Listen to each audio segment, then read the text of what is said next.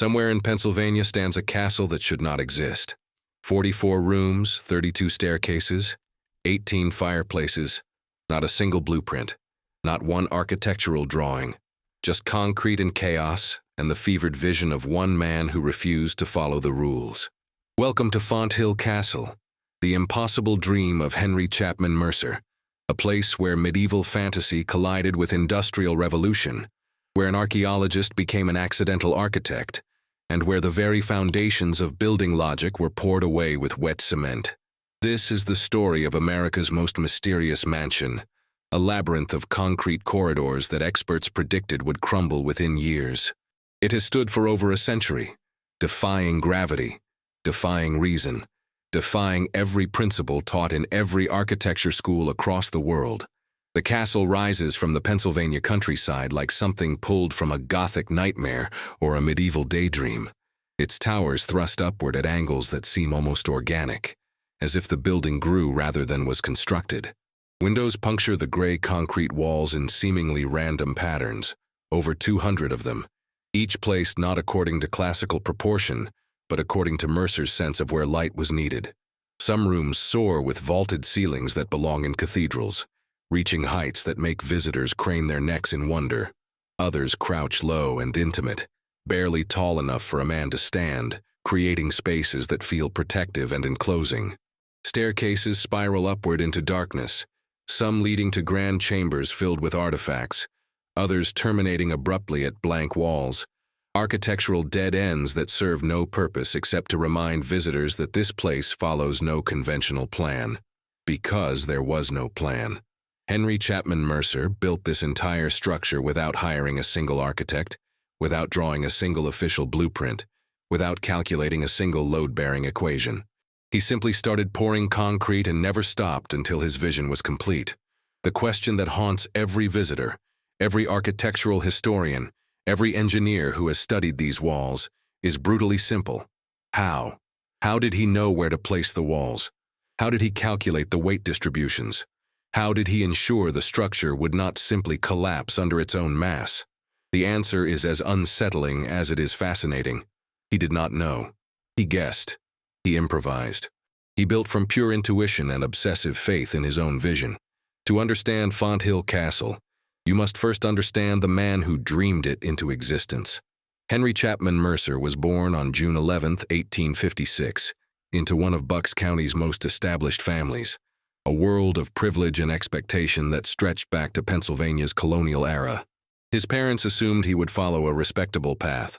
Law, perhaps, or business. Something befitting a young man of his social standing. They sent him to Harvard University, where he dutifully earned a law degree in 1881. Then he did something that shocked his family and peers. He never practiced law. Not for a single day.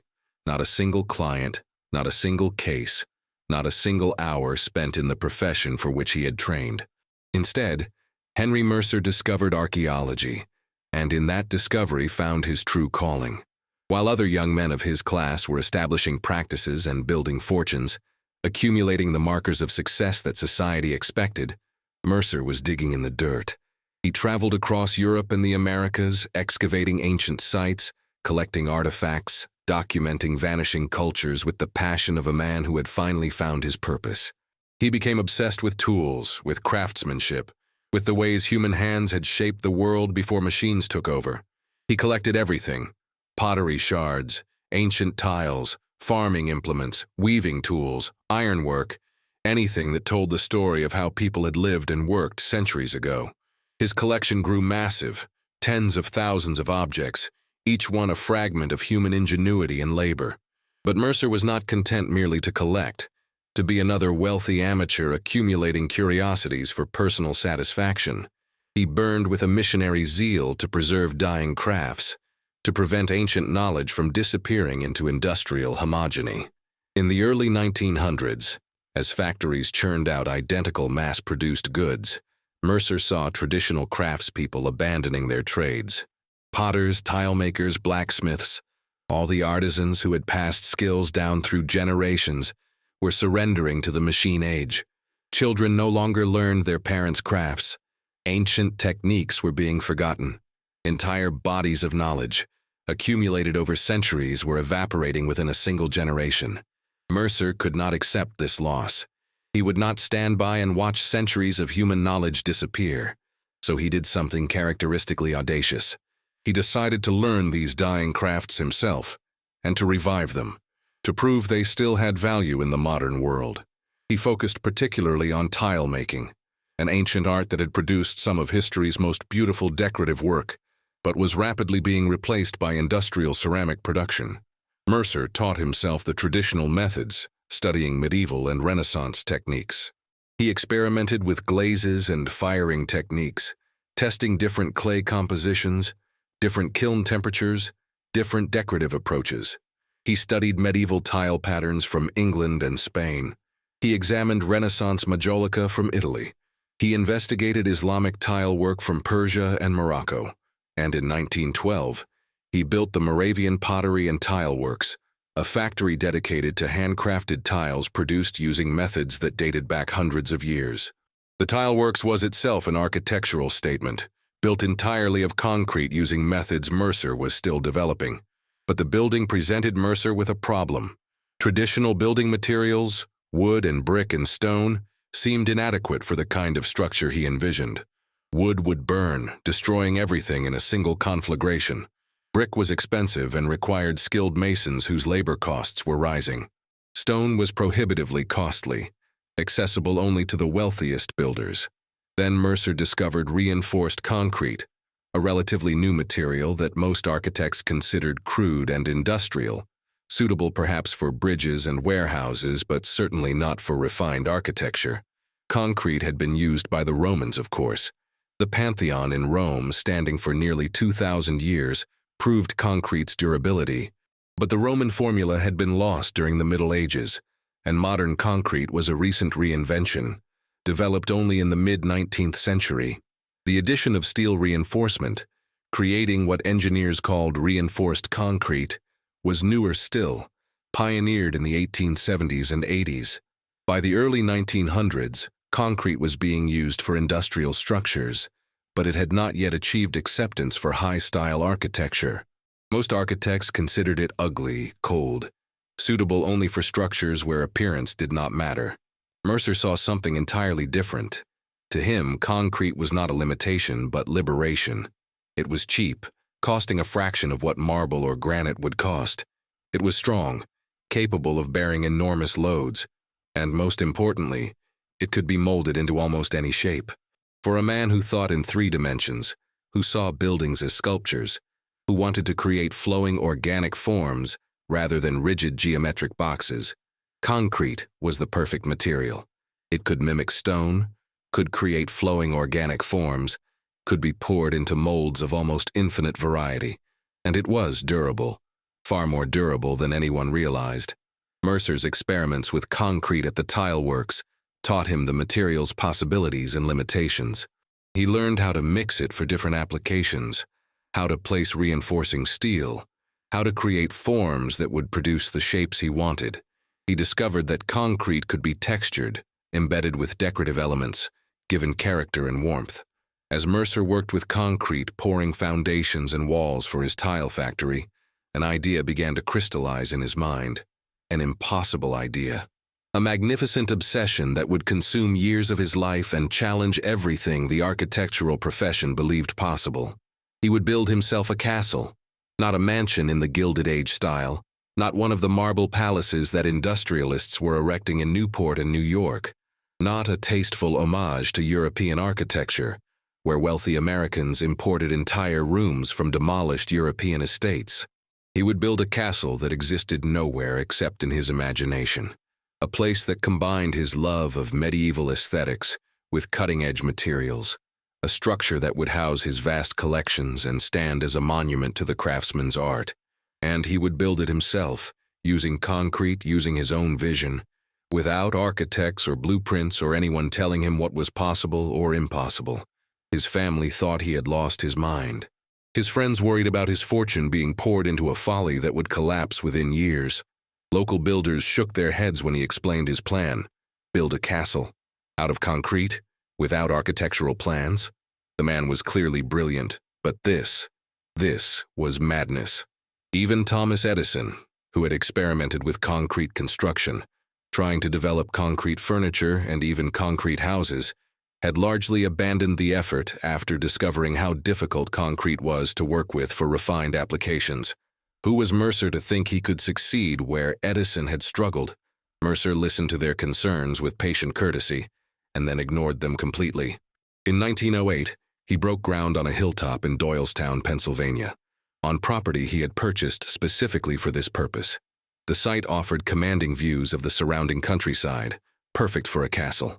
Construction on Fonthill Castle had begun, and with it began one of the most unusual building projects in American architectural history. From the very first day, Mercer's building method defied all conventional practice. Traditional construction follows a clear sequence that had been refined over centuries. Architects draw plans, creating detailed drawings that specify every dimension, every material, every structural element. Engineers calculate structural loads, ensuring that walls and floors and roofs can bear the weights they will carry. Builders follow the blueprints, executing the architect's vision with precision. Each step builds upon the previous step in a logical, orderly progression that minimizes uncertainty and waste. Mercer threw away this entire system. He arrived at the construction site each morning with nothing but his imagination and began directing workers to pile dirt into mounds. Not small mounds, massive hills of earth shaped roughly into the form of whatever room he had decided to create that day. The workers thought this was temporary, some kind of foundation preparation perhaps, a stage in a process they would understand once it unfolded further. Then Mercer ordered them to begin constructing wooden forms around and over these earth mounds, complex carpentry that seemed to serve no clear purpose. Still, the workers did not understand. Only when Mercer commanded them to start pouring concrete over the entire structure, encasing the earth mounds in a thick shell of reinforced concrete, did the method begin to reveal itself. And even then, it seemed absurd. They were building solid lumps of concrete filled with dirt.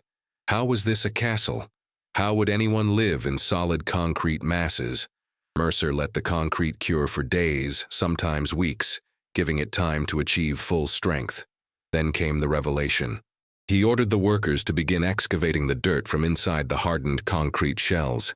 As they dug, rooms emerged. The earth mounds had been negative space, molds for the interior volumes. The workers were literally digging out rooms from inside solid concrete masses. It was architecture in reverse, building from the inside out, creating voids where others would build solids. The method was ingenious in its way, requiring no expensive formwork for ceilings, using gravity and earth as the primary forming tools. The method was also absolutely terrifying to anyone who understood structural engineering. Mercer was essentially guessing at wall thicknesses, at load distributions, at where to place reinforcing steel. He had no calculations proving that his vaulted ceilings would not collapse under their own weight. He had no mathematical models demonstrating that his towers would remain standing. He had no professional engineer reviewing his work and certifying its safety. He simply poured concrete where his intuition told him to pour it, shaped spaces according to his aesthetic vision, and trusted that the structure would hold. It was an act of supreme confidence or supreme recklessness, depending on one's perspective. And somehow, impossibly, it did hold.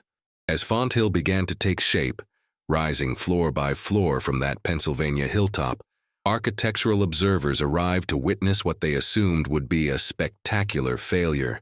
They examined the walls, measured the ceiling spans, studied the weight distributions, looking for the fatal flaw that would bring the whole structure crashing down. The castle violated every rule they had learned in their training. Some walls were unnecessarily thick, massive concrete masses that exceeded any reasonable structural requirement. Others seemed dangerously thin, bearing loads that should have required much more substantial support. Load-bearing columns appeared in random locations, placed not according to structural analysis, but according to Mercer's aesthetic sense. The entire structure seemed to have been designed by someone who had never heard of structural principles, because, of course, it had been. Yet the castle stood. More than stood, it soared. Mercer added towers, created rooms at multiple levels, built staircases that spiraled and twisted through the concrete mass like organic growths. He worked without a master plan, making decisions each day based on how the structure felt, how the spaces flowed, what his instinct told him would work. Some mornings he would arrive and decide that a room needed another level, so he would order forms built atop existing concrete and pour another floor. Other days he would declare that a corridor needed to turn at an unexpected angle, and the workers would adjust accordingly, tearing out forms they had just built and constructing new ones to match Mercer's revised vision.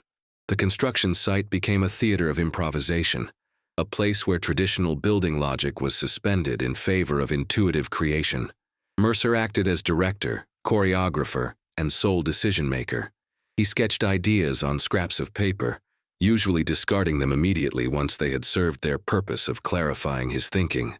He made models from clay to visualize forms, small sculptures that represented rooms or architectural features, then departed from those models as construction progressed and the building itself suggested new possibilities.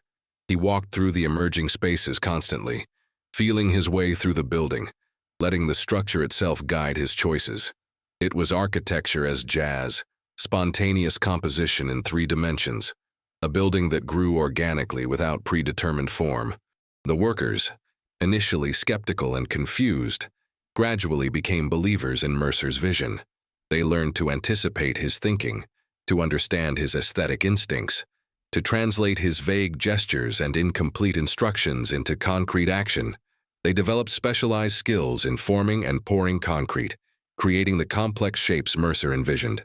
Some became expert at building the wooden molds for vaulted ceilings, understanding how to create the curves and arches that Mercer favored.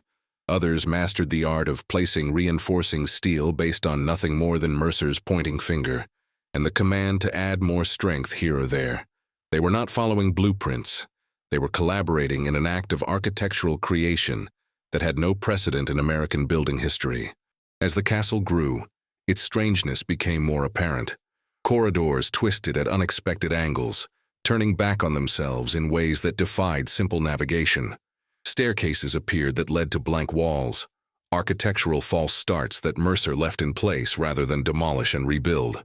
Some of these dead-end stairs were later connected to new rooms as the building evolved, but others remained as permanent reminders of the improvisational nature of the construction. Some rooms soared with cathedral-like vaults, concrete ceilings that arched overhead in graceful curves. Others remained low and intimate, spaces that seemed designed for solitary contemplation.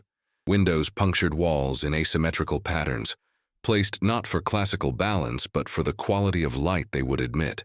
The entire structure seemed to defy aesthetic conventions as thoroughly as it defied structural logic. Mercer embedded his personal obsessions directly into the concrete.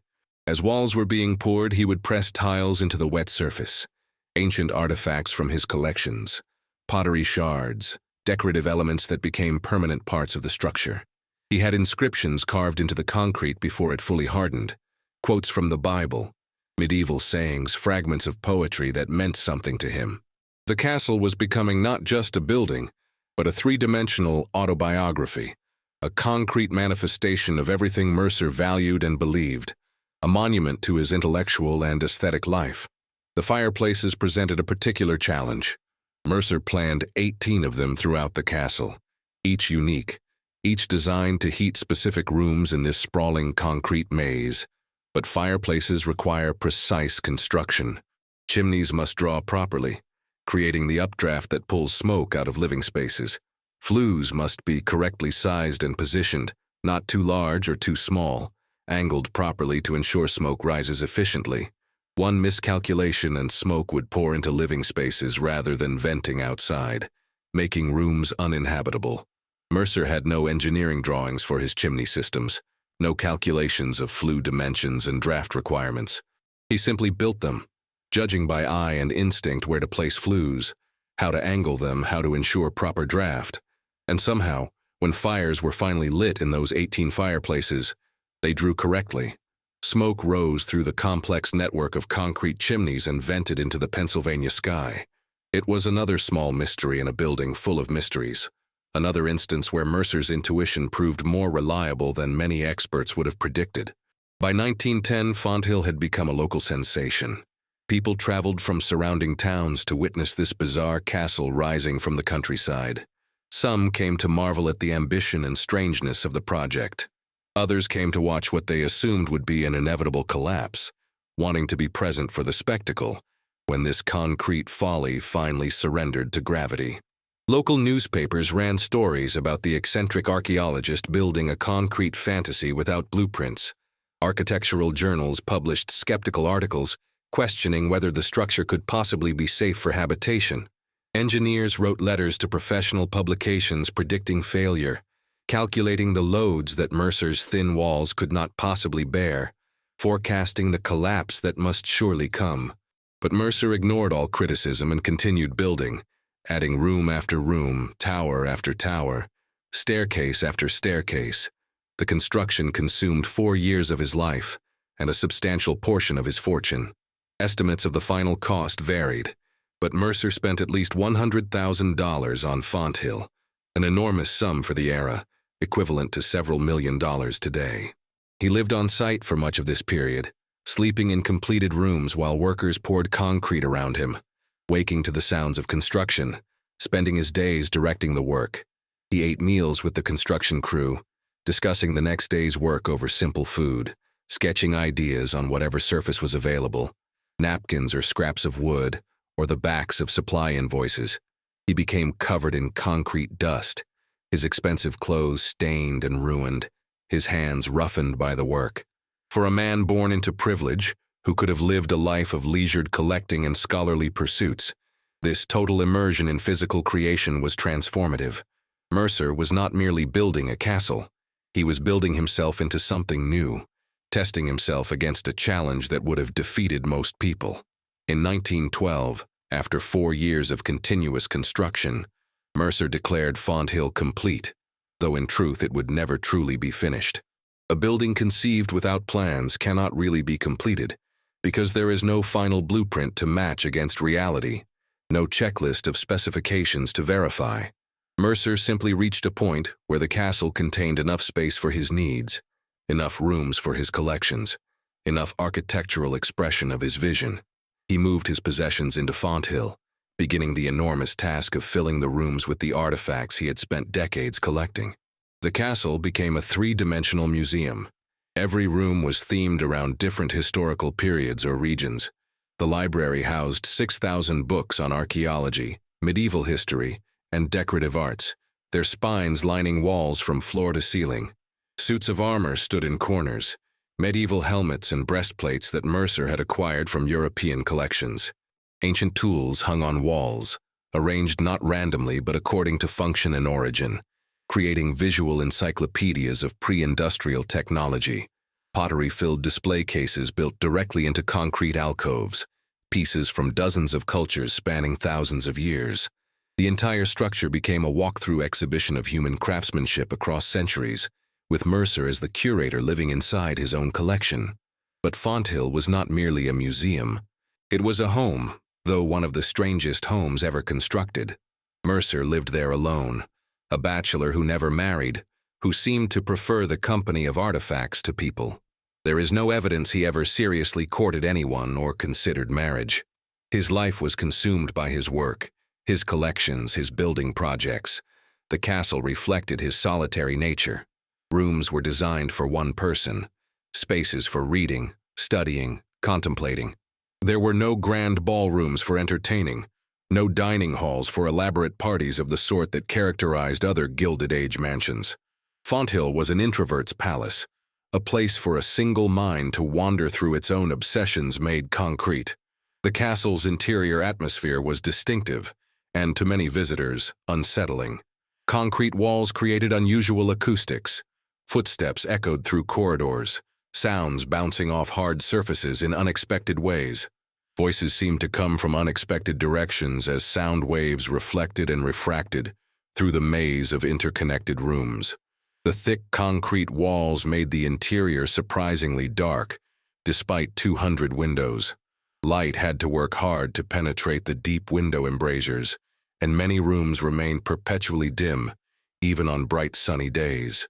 Shadows gathered in corners, pooled under low ceilings, created an atmosphere that was simultaneously impressive and oppressive.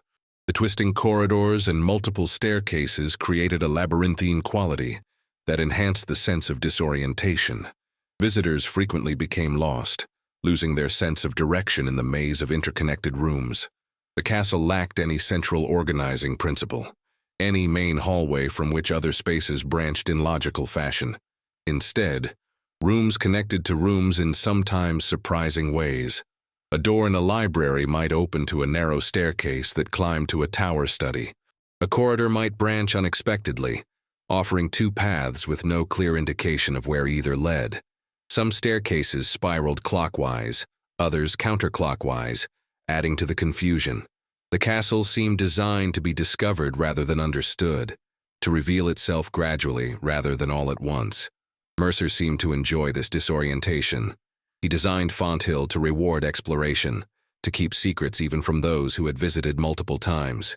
There were small rooms tucked into odd corners, spaces that could easily be overlooked. There were window seats hidden in alcoves, reading nooks illuminated by single windows, contemplative spaces scattered throughout the building. The castle was full of surprises, architectural moments that delighted those willing to explore carefully. Despite its strangeness, or perhaps because of it, Fonthill became increasingly admired as the years passed.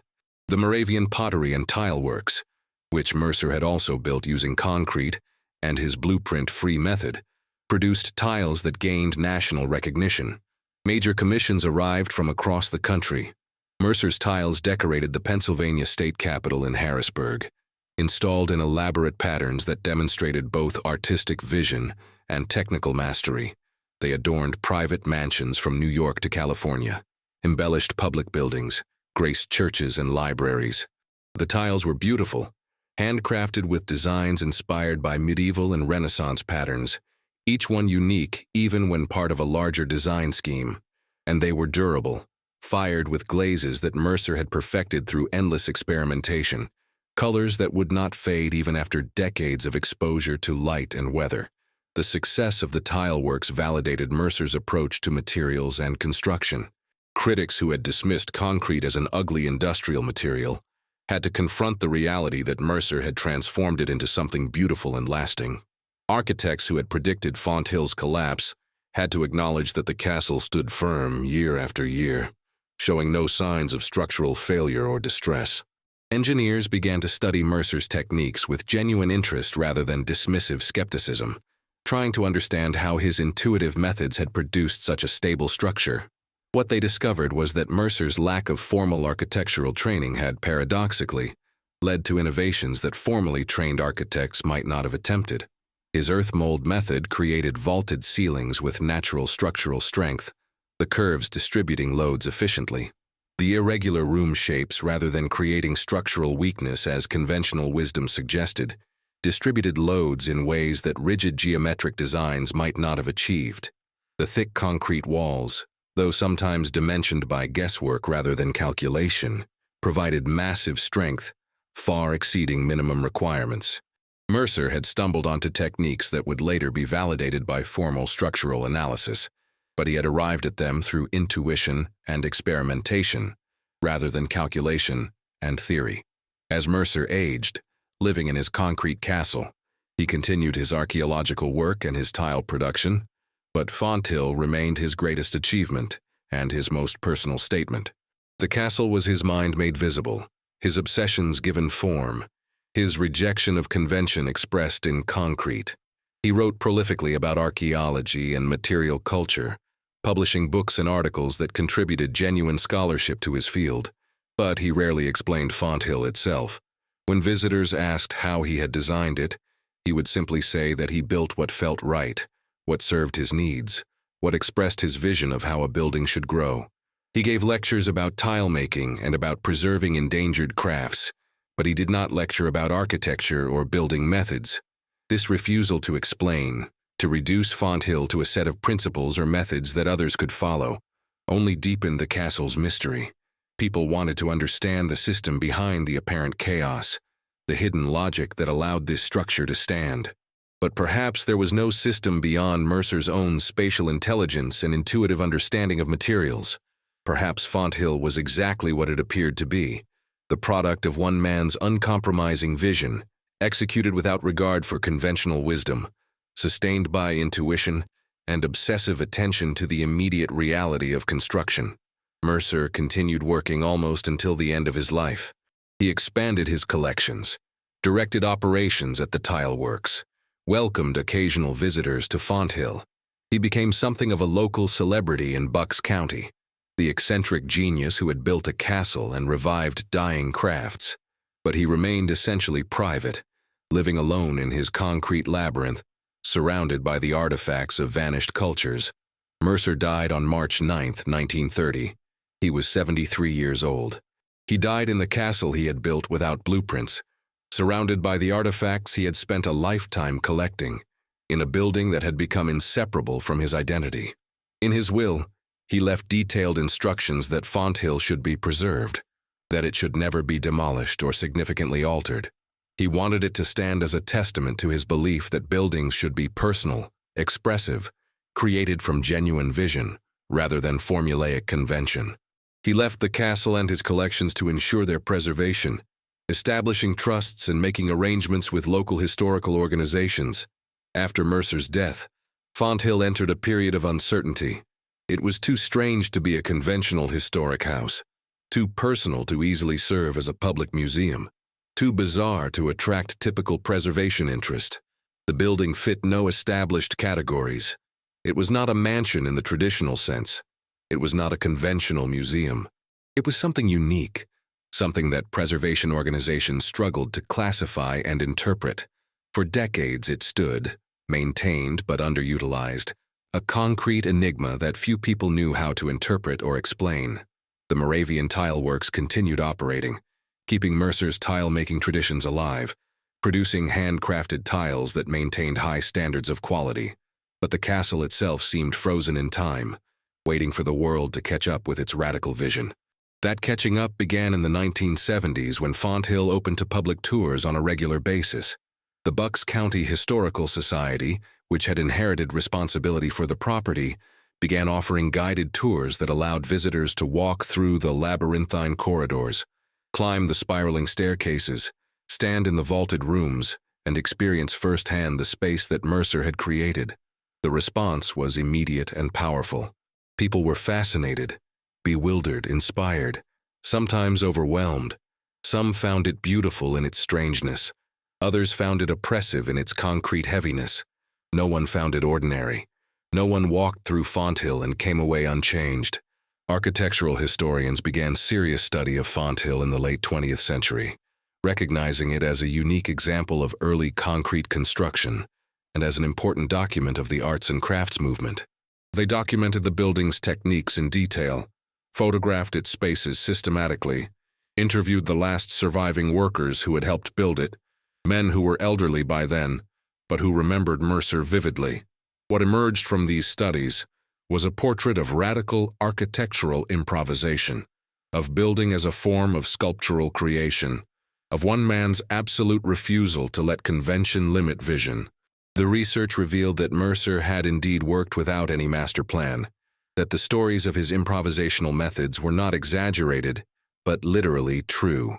Structural engineers examined Fonthill with modern analytical tools in the 1980s and 90s, performing stress analyses and load calculations that Mercer never attempted. They used computer modeling to analyze the structure, inputting the dimensions and configurations of walls and ceilings, and calculating the stresses and strains. They found that the castle was far stronger than it needed to be by modern building codes.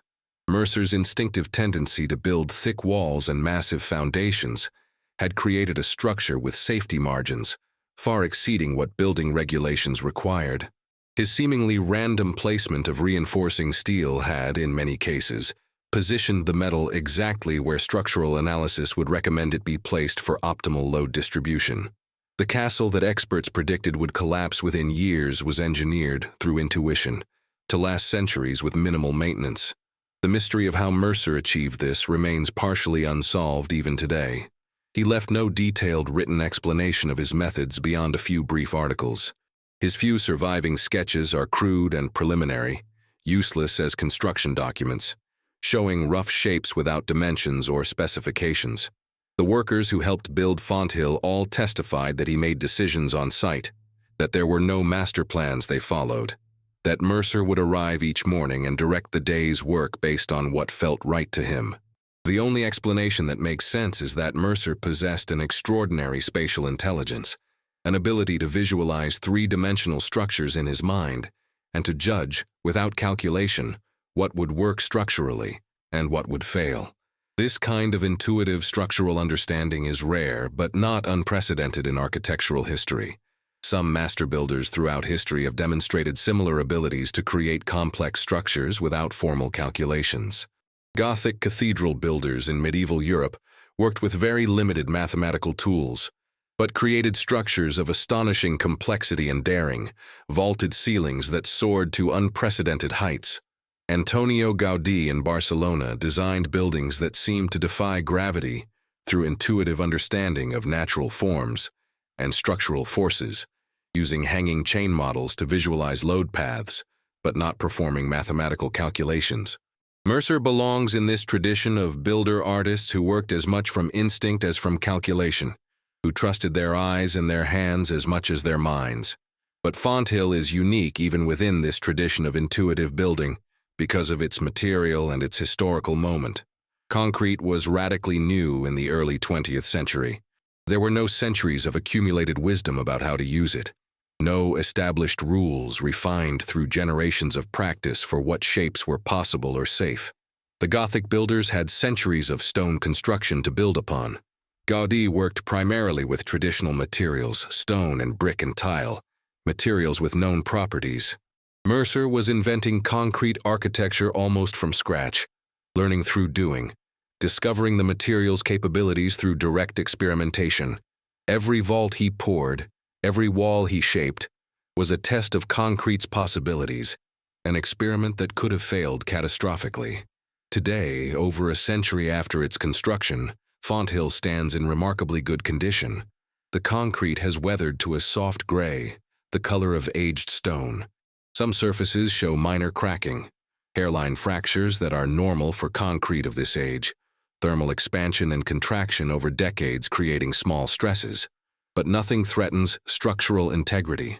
The building requires minimal maintenance compared to structures built with traditional materials. There are no wooden structural elements to rot and require replacement, no extensive metal components to rust and fail, no stone to crack and spall and need repointing. Concrete, the material that early 20th century architects dismissed as temporary and industrial, has proven more durable than many of the marble palaces built during the same Gilded Age era. Mansions that require constant, expensive maintenance to prevent deterioration. The castle receives thousands of visitors each year. People come from around the world to experience this architectural anomaly, this place that should not exist but does. They walk through the same corridors Mercer walked, climb the same staircases he climbed daily, stand in the same rooms where he lived and worked and dreamed. The experience is disorienting, fascinating, sometimes overwhelming in its strangeness. The spaces do not flow in expected ways. Sightlines are interrupted by unexpected walls and turns.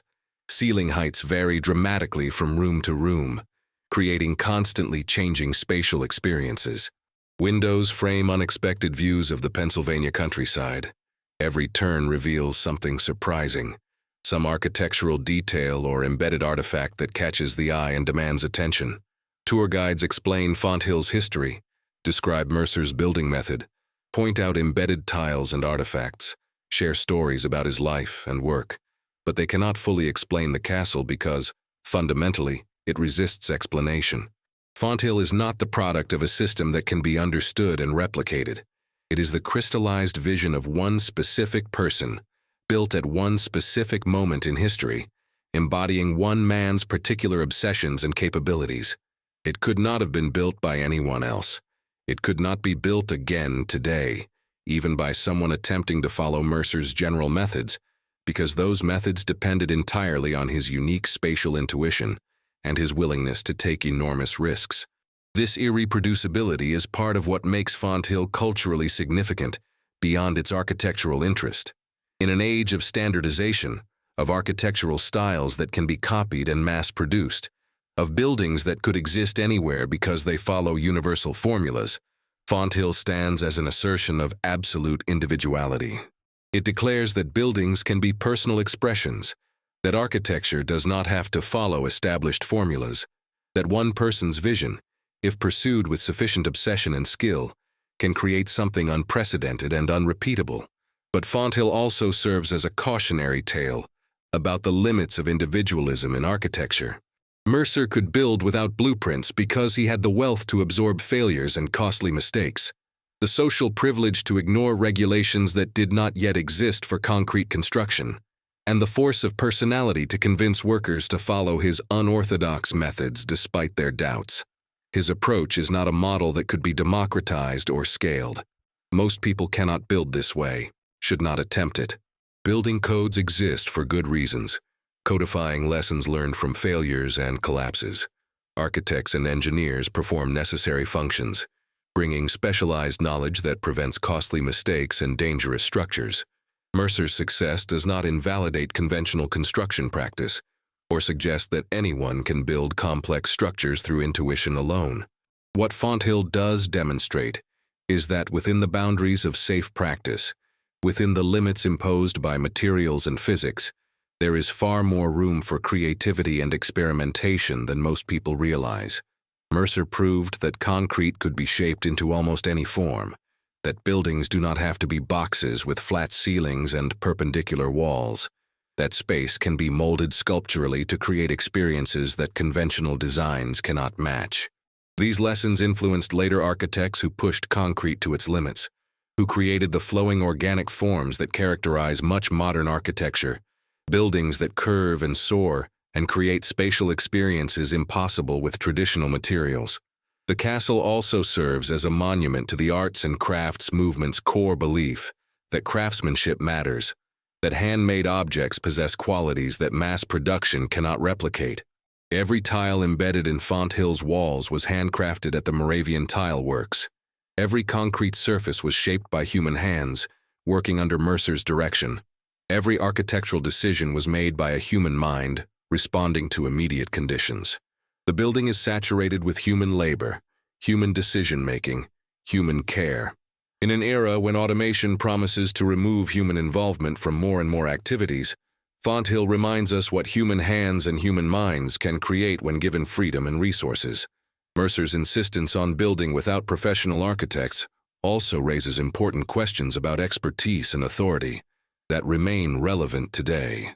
He succeeded partly because he ignored experts who told him his methods would fail, who predicted collapse, who insisted that proper architecture required professional training and formal calculations.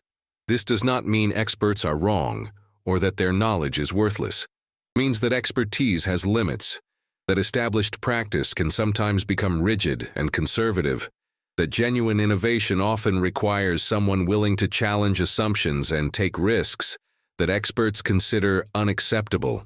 Mercer's success came from combining deep knowledge of materials and history with a willingness to experiment and accept the possibility of failure. He was not ignorant. He was differently educated, approaching problems from angles that formal training might have closed off. The legacy of Fonthill extends far beyond architecture into craft preservation and cultural memory. The Moravian Pottery and Tile Works still operates today, one of the oldest continuously operating craft businesses in America, still produces handcrafted tiles using methods Mercer revived over a century ago. The tiles adorn buildings across America, enduring testaments to the quality and beauty of craft production. Mercer's collections, housed in multiple museums in Bucks County, including the Mercer Museum, which he also built of concrete, document vanishing technologies and crafts, preserving knowledge that might otherwise have been lost as industrialization swept away traditional practices. His writings on archaeology and material culture remain valuable resources for understanding pre-industrial life and the transition to modern manufacturing. But the castle itself remains his most powerful and enigmatic statement. It is a building that should not exist according to conventional architectural wisdom, that violated every rule, that experts predicted would fail.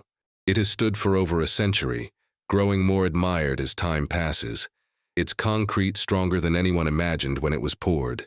The mystery of how one man built this complex structure without blueprints may never be fully solved. The answer likely died with Mercer, locked in a spatial intelligence that he could not fully articulate even to himself. Perhaps the mystery is the point. Perhaps Mercer wanted to create something that would perplex future generations, that would resist easy categorization, that would force people to confront the possibility that great buildings can emerge from passion and vision without being filtered through conventional processes. Standing in Fonthill today, surrounded by concrete walls that hold a century of secrets, visitors confront fundamental questions about creation and control that extend far beyond architecture. How much planning does great work require? How much should we trust intuition versus calculation? When does following established rules produce excellence? And when does it limit possibilities? Can spontaneity and improvisation coexist with durability and functionality? These questions apply to any creative endeavor, any attempt to make something new. Mercer's castle does not answer these questions definitively. Instead, it embodies them in concrete form, forcing each visitor to find their own answers based on their own values and experiences. The staircases that lead nowhere, the corridors that twist unexpectedly, the rooms that appear in surprising sequences, all of this calculated strangeness serves purposes beyond the merely aesthetic. It creates an experience of genuine discovery, of constant surprise, of never quite knowing what comes next. In a world where most buildings are predictable, where spaces follow familiar patterns established by building codes and economic efficiency, Fonthill offers genuine disorientation and genuine wonder.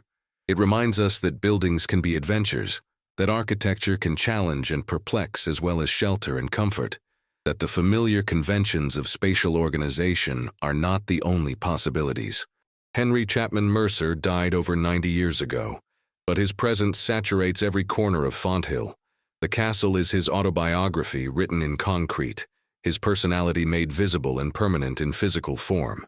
Every odd angle, every unexpected space, every embedded artifact speaks to his obsessions, his aesthetics, his refusal to accept conventional wisdom about what was possible or appropriate. Walking through Fonthill is walking through one man's mind, experiencing his thought processes made concrete, understanding through direct spatial experience how he saw the world and what he valued. And that mind saw the world profoundly differently than most of his contemporaries. Mercer looked at concrete and saw creative possibility where others saw industrial limitation. He looked at construction and saw artistic opportunity where others saw pure engineering. He looked at history and saw living practices that could be revived rather than dead cultures to be studied at academic distance. He looked at craftsmanship and saw essential human values worth preserving rather than obsolete practices, rightly replaced by efficient manufacturing. This different vision, this refusal to accept standard interpretations and conventional categories, enabled him to create something genuinely original that continues to challenge and inspire over a century later. Fonthill Castle stands today as living proof that buildings can be more than mere shelter, more than financial investments, more than standardized products. They can be statements of individual vision, arguments for different ways of living and making, visions made tangible in physical form that endures across generations. Mercer argued through architecture that craftsmanship matters deeply, that individuality has value that transcends efficiency, that established methods are not the only paths to success. His argument has proven remarkably durable. The castle stands firm after more than a century. The tiles remain beautiful and functional. The mystery endures, renewing itself with each generation of visitors who walk through those concrete corridors, asking how this impossible place came to exist. In the end, Henry Chapman Mercer did not just build a castle without blueprints. He built a profound challenge to every assumption about how buildings must be created, how materials should be used, how creativity relates to technical knowledge. He built a monument to human intuition and obsessive vision that succeeds despite or perhaps because of its refusal to follow established rules. He built a mystery that refuses to be completely solved, a puzzle that each generation must interpret anew according to its own values and concerns.